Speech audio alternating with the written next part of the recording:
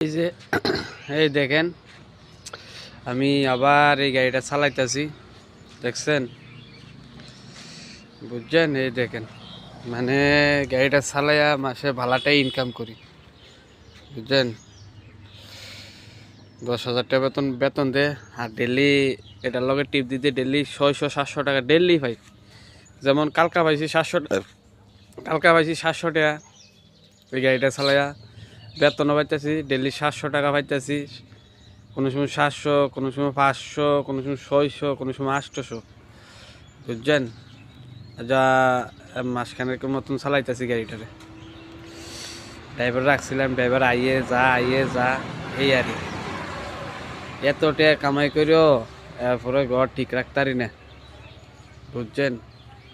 কিছু নিজের দোষও আছে, কিছু পরিবারের দোষও আছে, মানে একটা মানুষের টর্চারের মতন আছি আর এই আর বুঝছেন।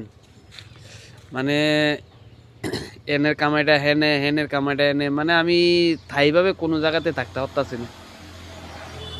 মানে একটা প্রেশারের ভিতরে থাই আর চিন্তার ভিতরে থাই বুঝছেন কি কইছি। এরপরও মাসে কামাই করি না কইলো মাসে 30-35 হাজার টাকা আরামসে কামাই করি, একদম আরামসে খাইয়া টাইয়া মানে টেয়া বসে যেই যেমনে পারতাছি এমনি টেয়া বসে উড়াইতেছি বুঝছো এই আর আয়া পড়লাম সকাল সকাল দোকানের দিকে। আয়া ভাবলাম আপনাদের সাথে কত শেয়ার করি আমার মনের ইয়া। তবু কি কমু, আমার কিছু মানুষ আপনজন মানে বুঝতে চাইছে না আরই। যেমন মানুষের কাছে টাকা না থাকলে মানুষ কি করে, পর মানুষও আপন মানুষও পর হয়ে যা, পর মানুষ আপন হয়ে যা, এই অবস্থা আরই। আমি তো চাইছি সুন্দর করে লইয়া খাওয়ানোর লেগে, সুন্দর করে লইয়া চলানোর লেগে, সকলের সাথে মিলামিশা চলানোর লেগে, কিন্তু কিছু মানুষ মানে চায় না মানে আমার জীবনটা আরো সুন্দর করে যাক।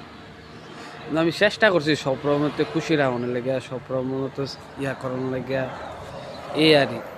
তো কি করবো, কয়দিন কয়দিন সুখে থাকবো, কয়দিন ভালো থাকবো, কয়দিন ইয়া করবো বুঝছেন। মানুষ সবসময় এক মতন থাকে না, কোনো সময় না কোনো সময় মানুষ পরিবর্তন হয়।